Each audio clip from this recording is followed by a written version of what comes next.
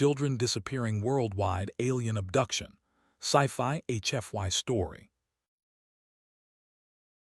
The first child vanished on a quiet morning when the world was still half asleep. His bed was warm, his window locked, and the door to his room had not been opened. His mother screamed when she found the empty sheets. By noon, the story was on local news. By night, it was no longer just one home. In different cities in different countries, children were gone. No noise, no struggle, no broken locks. Cameras inside homes showed nothing but frozen images or short black gaps, always lasting exactly 3 seconds. Police blamed power issues. Parents knew better. Fear spread faster than any official answer. Mark Hale stood in a small control room watching a wall of screens. He worked in emergency response, trained to stay calm during floods, fires, and riots. This was different. There was no damage to measure, no direction to point teams toward, only absence. A map glowed in front of him. Red dots marked missing cases. At first, they looked random. Then Mark leaned closer. The dots formed loose rings, almost like ripples in water. He frowned and called for Lena. Lena Brooks had been awake for nearly 30 hours. Her desk was buried under notes and empty cups. She worked in signal analysis, the kind of job that rarely made headlines. She was used to quiet rooms and soft beeping sounds, not crying parents outside locked buildings. Mark pointed at the screen. Lena followed his finger. She felt her stomach tighten. "These times," Mark said, "all the disappearances happen within the same minute." "Across the world. That should be impossible," Lena replied. "Time zones alone would make it messy." "But it isn't," Mark said. "It's clean, too clean." Lena pulled up another screen and typed fast. Satellite data streamed in lines of numbers and graphs. Her eyes widened. "There are pulses," she said slowly. "Very weak, almost buried in noise, but they line up with every case." "From where?" Mark asked. Lena hesitated, then tilted the display upward. "Above us." The government held a press meeting that evening. A calm man in a dark suit said there was no proof of alien activity. He spoke about stress, mass fear, and technical errors. Parents shouted. Some fainted. The meeting ended early. That night Mark did not go home. Neither did Lena. More children vanished. Then something changed. A girl appeared in the middle of a school hallway in Spain. She stood alone, wearing the same clothes she had vanished in 2 days earlier. She was not hurt. She was not scared. She was confused. In her hand was a small piece of metal. Within hours, 3 more children returned in different countries. All held the same object. Smooth, cold, marked with a symbol that no one recognized. Mark flew out with a small team before sunrise. He watched from behind glass as doctors checked the children. Their bodies were normal, their minds were clear, too clear. They showed no signs of fear. Maya Reed stood beside him, taking notes. She was a child behavior expert brought in when panic reached critical levels. "They're calm," she said. "Not numb, calm." "That's not normal after abduction," Mark replied. Maya shook her head. "They don't believe they were harmed." One boy looked up during questioning. "They said they would bring us back," he said. "Who is they?" the doctor asked gently. The boy frowned, searching for words. "The Sky People," he said. "They were nice." Security tightened worldwide. Schools closed. Parents refused to sleep. Social feeds filled with fear and wild ideas. Some prayed. Others armed themselves. Lena studied the metal pieces in a sealed lab. Each one was identical. She scanned them again and again. "It's not a weapon," she said quietly. "It's a message." She adjusted the scan and projected the symbol in layers. "It's a warning," she added, "but not for the children." Mark stared at the image. "For who, then?" Lena looked up. "For us." Outside the lab, alarms began to sound. A new object had been detected entering orbit. It made no noise. It sent no signal. It did not slow down. Mark felt the room grow still. Every screen turned toward the sky. Whatever had taken the children was no longer hiding. And this time, it was not coming quietly. The orbiting object moved silently above Earth, casting no shadow, leaving no wake. Its presence was detected only by the sharp instruments of Lena's lab.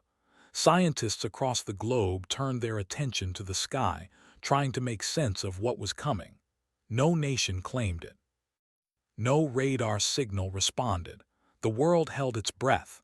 Mark Hale knew the children had been taken for a reason. He could feel it in his bones.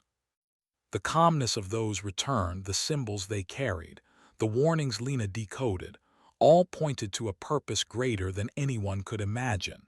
He gathered a small team. There was Lena, sharp-minded and calm, Maya, who understood children like no other, and Tom Rivers, a pilot used to dangerous flights, ready to move when the time came. Their first task was to try to establish communication with the object. Satellites pinged, frequencies rang out, but nothing was returned. Then Lena noticed faint patterns in the signals, almost like a heartbeat. She worked day and night, charting the pulses and overlaying them with the timing of the missing children. There was a rhythm, and it suggested intelligence. Maya spent hours with the returned children, listening to their descriptions. They spoke of a place that shimmered, bright and endless, like a sky that had no sun but glowed softly. The children described voices that seemed to sing directly into their minds, voices that were gentle and full of calm. They spoke of no pain, no fear, only being guided. Mark felt a chill. The world outside was in chaos, but the children had experienced something extraordinary. And if these beings could take children without harm, then what power did they hold? The team decided to focus on the pattern. Lena fed the data into a model, predicting the next move. They realized the object had made specific passes over the cities where children had vanished and reappeared. It was choosing, not random.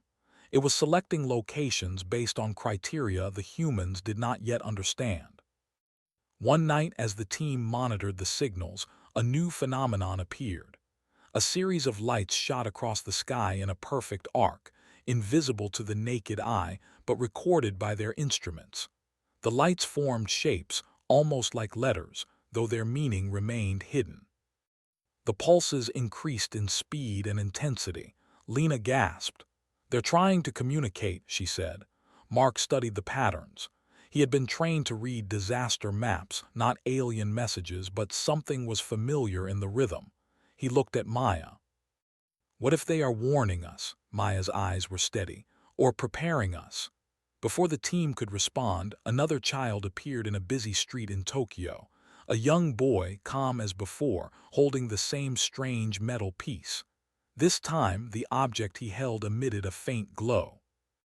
The symbol carved on it now seemed to shift subtly when viewed from different angles. Tom watched in awe. "It's alive," he whispered. Mark frowned. "No, it's not alive. It's signaling. It's a message we cannot read yet." The world outside descended further into panic. Parents refused to leave their homes. Social networks exploded with theories. Governments tried to calm people, but the fear was contagious. Mark and his team worked in isolation, unable to explain what they were seeing. Lena's scans revealed energy signatures surrounding the returning children.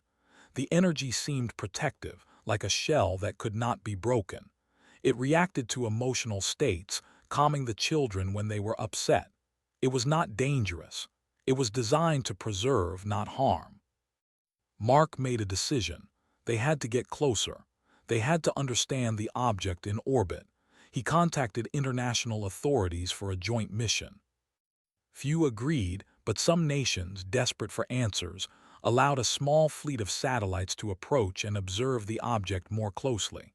The signals intensified. Pulses became coordinated, forming clear patterns. Lena realized they were directional, pointing toward specific coordinates on Earth. The team theorized that the object was mapping the planet, measuring reactions and selecting points of interest. Meanwhile, children continued to vanish. Each disappearance was clean, leaving no trace. Yet, Unlike the first wave, some were found shortly after, appearing hours later in parks, empty streets, or near their homes. They all carried the metal pieces, all calm, and all repeated the same words. They are watching. They are saving us. Maya questioned the children for hours. They spoke in ways that seemed impossible for their age, describing complex patterns in the sky, motions of the stars, and shapes that could not exist on Earth. The team realized the beings were teaching the children, preparing them for something beyond human comprehension. Mark felt the weight of responsibility pressing down. Humanity was unprepared for this. Adults panicked, yet the children adapted. They could think, observe, and process information in ways adults could not. The calmness of the children was a stark contrast to the chaos of the world, and it hinted at a strategy humans had yet to grasp. Then, one morning, the team detected a new anomaly. The object in orbit split into two separate forms. Both moved independently, yet in harmony. It was clear now that intelligence guided them.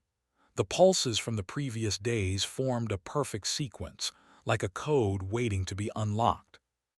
Lena worked tirelessly, overlaying the sequences, trying to translate the messages. Hours passed like minutes.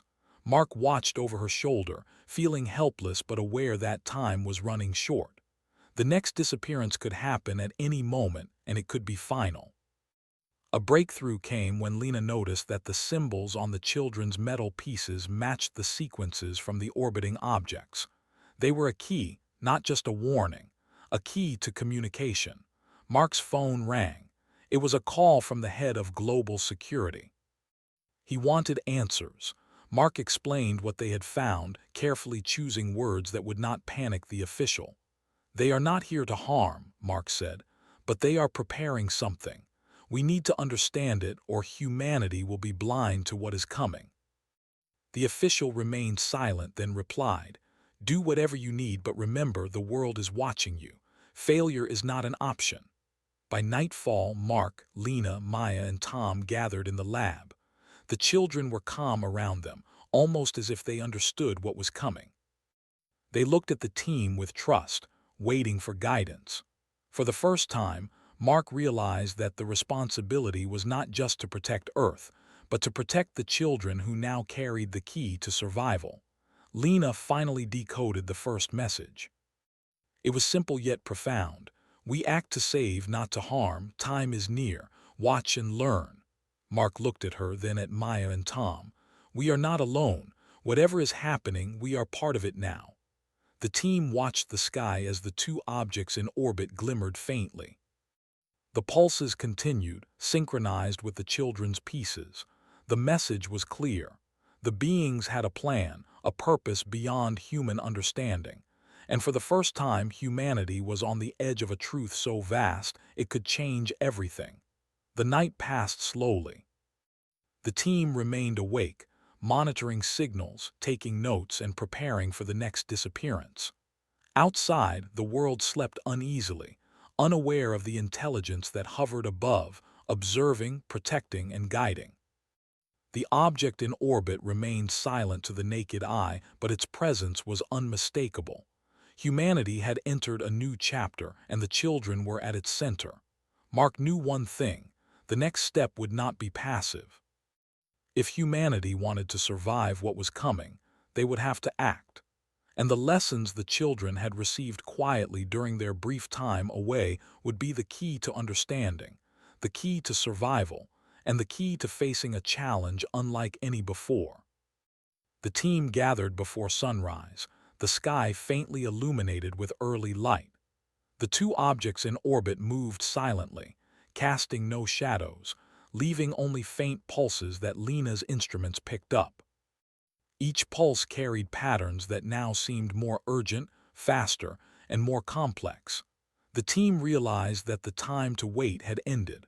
Mark Hale felt the weight of responsibility pressing on him. The children were no longer just innocent victims. They had become central to something much larger. Each metal piece carried messages the team could barely understand, and each disappearance hinted at a preparation far beyond human knowledge. "Whatever is coming," Mark said, "it won't wait for us to be ready." Maya nodded.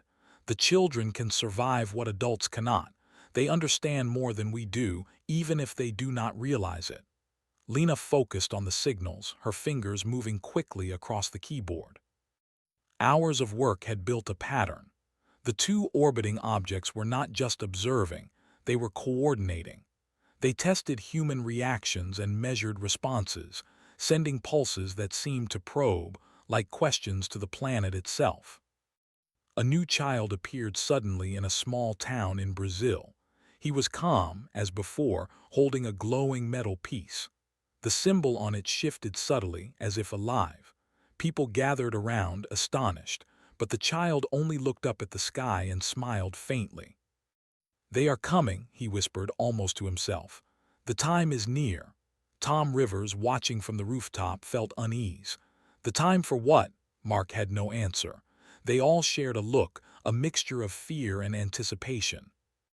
They knew that the being's purpose was beyond comprehension, but each new piece of evidence indicated the truth. Something catastrophic, unstoppable, or transformative was moving toward Earth. In the lab, Lena overlaid sequences from all children's metal pieces. The symbols formed a complex network, almost like a map of neural pathways.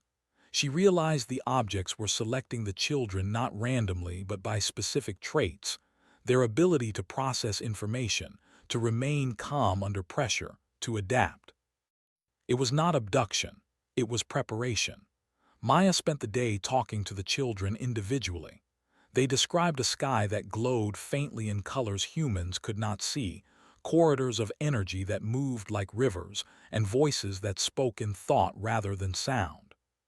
Some even described lessons about logic, empathy, and survival. Each child brought back knowledge beyond human experience, and the adults struggled to keep up. Mark flew a reconnaissance plane near the last known path of the orbiting objects. Cameras and sensors tracked them silently. He noticed the objects began a synchronized movement, almost like they were dancing in orbit. Every movement generated faint pulses aimed at Earth. It was as if they were testing humanity, probing weaknesses and strengths. Suddenly, alarms blared across their monitoring systems. Lena's voice cut through the lab. "They're accelerating. The objects are aligning their trajectory toward the equator." Mark grabbed the radio. "All teams prepare for immediate observation. Do not panic. Observe and record everything." The team watched as the children's metal pieces responded. The symbols glowed, synchronized with the orbiting objects. Energy pulsed along the pathways, faint but visible on advanced scanners. It was clear that the children were linked to the objects somehow. They were conduits, perhaps the only ones able to survive what was coming. Maya knelt beside a group of children, holding her hand over a glowing piece. "Listen to me," she said softly. "Focus. Feel what they want you to feel. Understand what they are teaching." The children's faces lit with understanding, eyes wide, absorbing lessons humans could not yet grasp. Mark stared in awe. The aliens were not just intelligent. They were teaching, guiding, and preparing the next generation. Lena adjusted her models, running simulations. The objects' pulses formed a sequence, each faster than the last. She tried to map it to the children's glowing pieces and noticed something extraordinary. The children's calm reactions and rapid understanding amplified the signals. They were not passive. They were active participants in a process humans could not comprehend. Suddenly, a warning came from global monitoring. A new wave of disappearances began, but this time the children vanished for only minutes, returning with faint smiles and words that chilled the team. "They are ready," said one child in a quiet voice. "The adults must follow our lessons or fail." Mark felt a surge of determination. Humanity had been given a chance, but the time for passivity had ended. They had to learn from the children, adapt, and prepare for the unseen force moving toward Earth.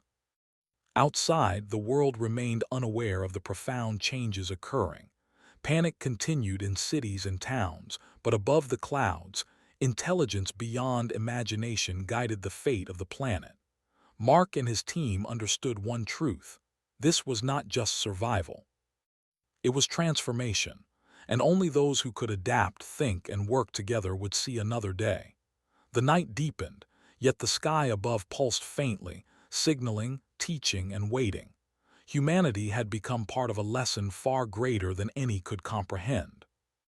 The children, calm and aware, were the bridge to understanding, and the beings in orbit were no longer distant observers. They were guides, offering the knowledge necessary to face what was inevitable. Mark looked around at his team, their faces reflecting the same awe and fear he felt. The world had changed quietly without notice, yet the stakes were enormous. Whatever was coming, Earth had a chance, not because of adults, not because of technology, but because of the resilience and adaptability of children, guided by intelligence far beyond human understanding. As the dawn broke, the sky seemed still and peaceful, yet it carried a hidden rhythm, a quiet pulse that marked the beginning of a challenge unlike any before. The team braced themselves for the next phase, aware that failure was no longer an option. The survival of humanity now depended on learning, adaptation, and trust in forces humans were only beginning to comprehend. The following days were tense and full of relentless observation. The objects in orbit maintained their rhythm, their pulses now almost constant. Mark, Lena, Maya, and Tom stayed in the lab and on rooftops, tracking movements, patterns, and children's responses. The rest of the world remained unaware of the full scale, caught in panic and speculation. New disappearances continued, but the pattern had changed. Children were gone only briefly, never more than a few hours. Each time they returned, their metal pieces glowed with increasing intensity. The symbols shifted, forming complex sequences that Lena barely kept up with. They were learning, evolving, and Mark realized humans had become part of a cosmic test. Maya worked with the children constantly, guiding them, observing their abilities. She noticed something remarkable. The children were influencing adults' minds subtly, calming panic and focusing attention. They seemed to understand logic, empathy, and survival in ways that humans rarely did. Each child carried not only knowledge, but also a resilience that spread when they were near. Humanity can adapt, Maya said quietly to Mark. If they can teach us, if we can listen, we might survive. Mark nodded, determined. He knew the time to wait had passed. If they were to survive what was coming, they would need to act. Tom prepared for dangerous reconnaissance flights. He had to test equipment and shields that might withstand whatever force the objects were preparing humanity for. The first flights were tense, with equipment nearly failing under the constant pulses. Yet each time, the children's pieces glowed and stabilized readings, hinting at a connection humans were only beginning to understand. Meanwhile, Lena's models revealed the orbiting objects were forming a path across the planet. The pulses now coincided with specific latitudes and longitudes, targeting cities in a calculated way. It was not random.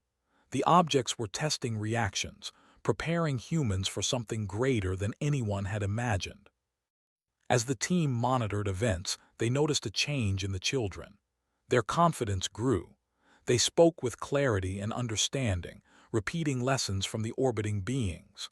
One child in London demonstrated a mental exercise that synchronized with the metal piece he held. The sequence generated energy detectable by sensors, small but measurable. It was as if the children were creating a shield, a defense, or a bridge. Mark watched the monitors in awe. Humanity, through children, was learning to survive in a way adults had never imagined. The aliens had not merely taken the children. They had trained them, prepared them, and now they were teaching humans to adapt. Outside, governments began to notice anomalies. Electrical systems fluctuated, compasses spun, and unusual readings appeared across instruments. Panic spread again, but now the children were able to guide small groups of adults, explaining calm actions, safe locations, and how to follow instructions. They became leaders without even realizing it. Maya worked with a group of children who had returned from disappearances in the morning. Each one demonstrated a mental connection to their metal piece, amplifying the signals that Lena was tracking. The team realized that the children were forming a network, a living interface between humans and the orbiting objects. They were conduits for survival, and every pulse reinforced the network. Then, one night, the objects moved closer to Earth. The energy pulses intensified, shaking satellites and instruments. Lena realized that this was the critical moment. The objects were preparing the final phase of interaction. Mark prepared the team for action. They had to monitor, observe, and learn. Humanity had to follow the children's guidance to survive.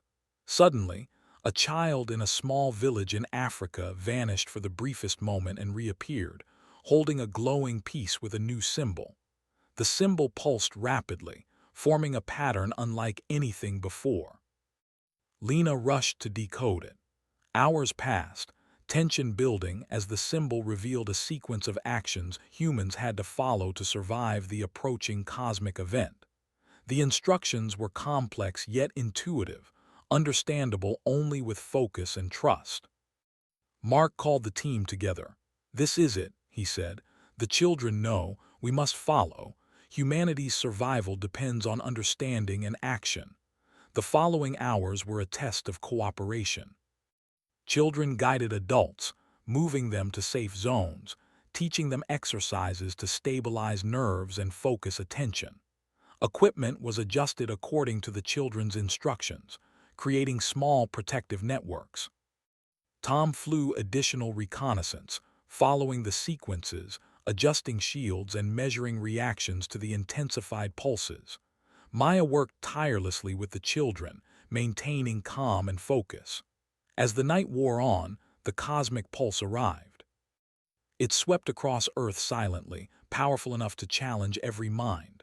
Adults faltered, but the children led, their pieces glowing brightly, their minds calm and focused. Humans followed, learning, adapting, surviving. The alien guidance proved true. The pulse passed through, and for the first time humanity endured fully intact. Mark, exhausted but awake, watched the dawn. The objects in orbit had moved back, quiet, almost satisfied. Lena confirmed the sequences had stabilized. The children's pieces glowed one final time before dimming. They had completed their task. The world outside was confused and scared, yet no major harm had occurred. Humanity had survived, not because of technology or weapons, but because of the adaptability, intelligence, and courage of children guided by an unseen force. Maya looked at the children, tears in her eyes. "They were the bridge," she whispered, "the key to survival." "And we followed," Mark nodded. He realized that Earth had passed a test. The universe had observed, challenged, and taught humanity, and they had adapted. The children returned home fully, each carrying not only knowledge but also the experience that could guide future generations. As the sun rose, the orbiting objects slowly departed, leaving Earth in peace. Humanity had survived a trial that no one could have imagined. And for the first time, adults understood that the future of the species depended not only on strength or technology, but on the capacity to learn, adapt, and trust the guidance that had come from beyond the stars. The sky was calm, almost ordinary, yet the world had changed. Mark Hale and his team surveyed the aftermath. The orbiting objects had departed quietly, leaving Earth untouched. The children, once instruments of a cosmic challenge, returned home fully, carrying the knowledge and experience that would shape humanity for generations. Mark walked among the children, observing how naturally they now moved among adults. They were no longer just children. They had become guides, teachers, and examples of resilience. Adults watched them with awe, unsure whether to follow instinct or listen carefully to the lessons learned. Lena Brooks reviewed the final data. The pulses had stopped, The energy readings returned to normal, and the sequences faded from the metal pieces. Each child now held a piece that was simply metal, ordinary yet containing memory of extraordinary events. Lena realized that the beings had not taken anything from Earth. They had only given knowledge, preparation, and experience. Maya Reed knelt beside a group of children in a park. They were teaching younger kids mental exercises, calm breathing, and observation techniques. The children had internalized lessons from the beings, and they were now passing them to humanity's next generation. Survival had been a shared effort, and the knowledge was now permanent. Tom Rivers returned from his last reconnaissance flight. He landed on a quiet airfield, watching as drones and instruments recorded nothing unusual. The cosmic force had passed. The shields, the coordination, the lessons, all had worked. Humanity had endured. News slowly spread. Governments began to realize that children had survived, returned, and held the key to humanity's survival. Panic turned into cautious optimism. People began to accept that something extraordinary had happened, something that could not be explained by normal science, yet had saved them. Mark gathered his team one final time. "We witnessed something no one could have imagined," he said, "and we survived. Not because of weapons, not because of technology, but because of resilience, adaptability, and trust in forces beyond us." Lena nodded. "We have learned that intelligence comes in many forms, not all human, and that children can show adults the way forward." Maya added softly, "The beings prepared humanity through the children. They guided, protected, and trusted us to adapt." Mark looked to the sky, now empty of the objects, yet still carrying their presence in memory and in lessons. "And now it's our turn. We have to use what we've learned, protect the planet, prepare for what we cannot yet see." The children played in the park, laughing, calm, and filled with understanding. They were the bridge between Earth and the stars, the living proof that humanity could endure beyond imagination. Mark felt a surge of hope. Humanity had faced an event no species had before, and for the first time, they understood that survival was not just about strength, but about learning, adapting, and trusting. As the sun rose higher, cities buzzed with normal activity, yet underneath the surface, humans carried new awareness. Adults and children alike had learned that the universe was vast, intelligent, and sometimes dangerous. But humanity had survived together. Mark, Lena, Maya, and Tom watched the children, realizing that the future depended on them. The knowledge and experience gained would shape Earth forever. Humanity had become more than it was before, stronger, wiser, and ready for the challenges ahead. They were no longer vulnerable, they had learned to endure. And somewhere in the distance, beyond Earth's sky, intelligence watched silently. No harm came now, only observation and perhaps respect. The beings had tested, guided, and taught, and Earth had passed. Children were the key, humanity had adapted, and the universe had taken notice. For the first time, Mark smiled. Humanity had survived a trial beyond comprehension. The children had returned, the lessons were learned, and Earth would never be the same again. From now on, humans would look to the stars with caution, respect, and hope, knowing that they were no longer just small creatures on a small planet. They were participants in a vast universe, capable of learning, adapting, and enduring anything that came their way.